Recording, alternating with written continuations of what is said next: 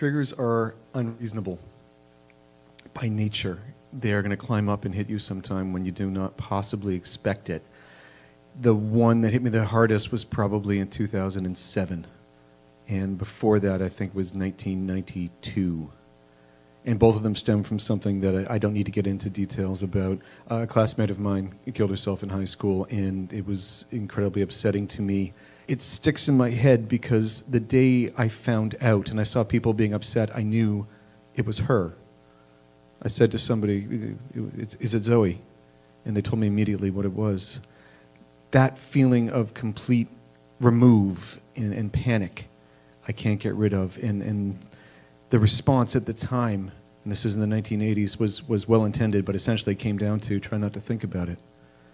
And I do understand that. I don't begrudge that to anybody, but the shock and the effect stuck for a long time. And I had one nightmare, just one, but it was a doozy. I was in an airport, and it was a nonsense dream, and it was very cold.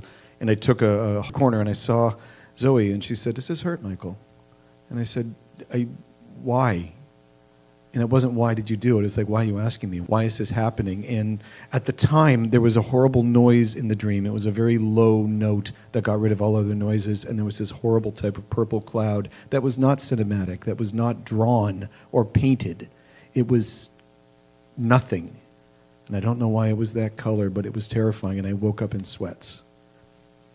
This happened a long, long time ago. Triggers are weird. Did I mention that earlier? Here's the next one. I was in university as a film student, and I was broke, which is not unusual. I had a friend who managed a building in Guelph. His name was Travis, and every so often I could scratch up exactly enough money to take a Greyhound from Toronto to Guelph, and I would buy a pizza at one of those 2-for-1 places, so technically I'm buying 2 pizzas. And between the two of us, we would have pizza, enough money to buy a 2-for, and we would watch movies all weekend and talk about them. This particular weekend, I had a particular treat because I had a coupon, 50% off. So that gives me 4 pizzas for the price of 2, right? Got to Guelph, walked to the place I always go to, and discovered that there was a fairly long lineup at around 2 in the afternoon on a Friday, which was unusual. When I got to the front, I found out that they were actually selling 50% off across the board because it was the 10-year anniversary of the store. So I went in and said, "I can still use the coupon, right?" And the owner said, "Well, you're already getting 4 for the price of 1. I said, "Yeah, but you don't say I can't use the coupon." So after a little back and forth, I walked out with 8 pizzas. Party size, fully loaded. Staggered to my friend's place, kicked on the door. He opened the door and said, "Hungry?" Walked in. We ate half of one of these enormous pizzas, drank some beer, and he said, "It's too bad there's no resale value for pizza in the world." But we thought about that because this is around October, and there was a very, very sleazy, very crowded club at the time called the Chooch, and there was always a lineup on a Saturday night. And my inspiration was, let's heat the pizza up in the oven, let's cut it into slices. We walk up and down the aisle, and we keep saying, "Hey, $2? You cold? $2 a slice, $2 a slice." Everybody's got a toonie, right? And this is exactly what we did. We cleared around $345. Did I mention the murderer? This is the first time in my life I met a murderer. Before we started selling the pizzas, I managed to meet one of his tenants. He was a very weak kind of looking guy. He's maybe about this tall, balding, 60, 65 years old. He went up to Travis and said, "Do you have an extra cigarette?" And Travis, being an idiot, said, "Anything for a fellow veteran." Gave him the cigarette. The guy walked away. Travis looked at me and said, "That guy's a murderer." I said, "Yeah." And he said, No, seriously, that guy is a murderer. He is here on parole. He was an accountant. He had some particularly bad clients.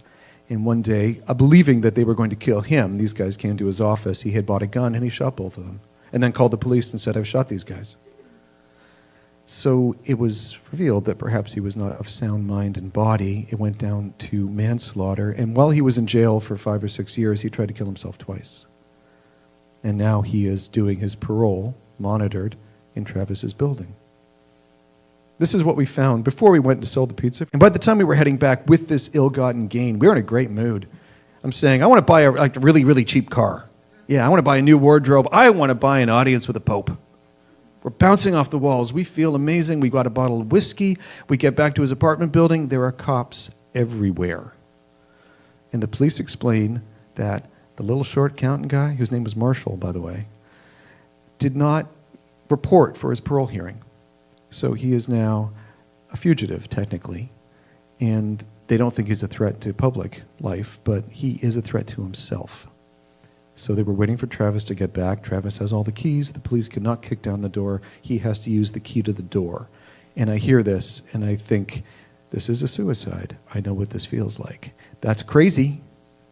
I'm the first to admit that's crazy, but every response I had to Zoe came back in relief, and it was bright, and it was feasible, and I could feel every second of it. That weird purple cold glow and that horrible dark noise suddenly was everywhere. And while I'm thinking this is insane, I'm also thinking, which apartment? What is it? The fourth floor? Fourth floor. I'll go up there. Maybe he's got the door open. Travis goes for the keys. The cops follow him. I go to the fourth floor, and I don't want to look too carefully at the stairs because I'm going to see that weird purple glow again. And every time I hit the stairs, I'm hearing that noise, and I'm thinking, this is crazy, this is crazy. This has nothing to do with me. That had nothing to do with me. Zoe had nothing to do with me. None of this has anything to do with me except for this response, and I have to get to the door. And I know what it's going to feel like if the door is locked and if he's already gone. And that doesn't make sense to me, but I know it, and I get to the door, and it's locked, and I'm kind of knocking, going, hey, the police are here. They're not going to hurt you. They just want to, are you in there? Please don't hurt yourself. And I know what it feels like when it is over and you can't get away from the death. But I'm wrong. Because around a minute later, I hear coughing, and the door opens. And this short accountant says, yeah, I knew they were coming. And he walks to his couch. Travis is still trying to find the key. I walk to the with this guy, and I stand there, and finally I sit down, and we sit there for a minute, and the police finally come in with Travis, and they look at him, and they say, Marshall, what are you doing? What happened this time? And they pull out a pack of cigarettes, they give him a smoke, the cops have a smoke, the blood is raining out of me. I've just gone through hysteria, and I can't explain it, and I'm watching the cops essentially saying, you can't keep doing this. Hey, where are your hands? Come on, put your hands out. You know we got to do it. And Marshall puts his hands out, and they put the cuffs on. They give Travis back the key. They thank him. They thank me. They walk downstairs. And I walk in the hallway, and the purple isn't there, and the noise isn't there. And I must look awful because Travis says, are you okay? And I just say, I cannot possibly explain what's in my head right now. He's a decent guy. He takes me downstairs. We finish the bottle of whiskey. We regret it deeply the next morning.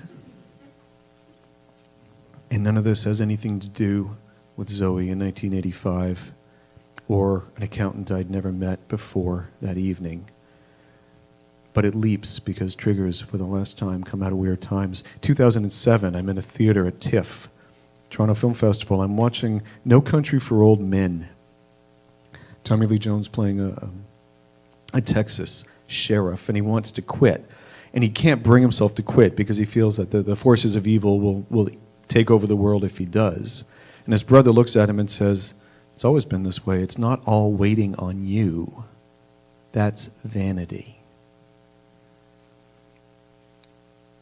And that stuck with me, the idea that thinking you can make a difference to anybody, especially in the case of a suicide.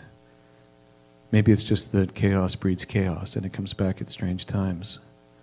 And maybe that's the fact that from time to time, out of nowhere, I will have nightmares, and they're not nearly as bad as the airport, but I will wake up in my bed and I will see in a corner of the room this very quiet, very dark, very ominous purple. It's not moving at me, it's not dragging me in. It is just there, it's present, it doesn't go. The best advice I can give to anybody in the same situation is what they told us in 1985. And try not to think about it. Thank you very much for your time.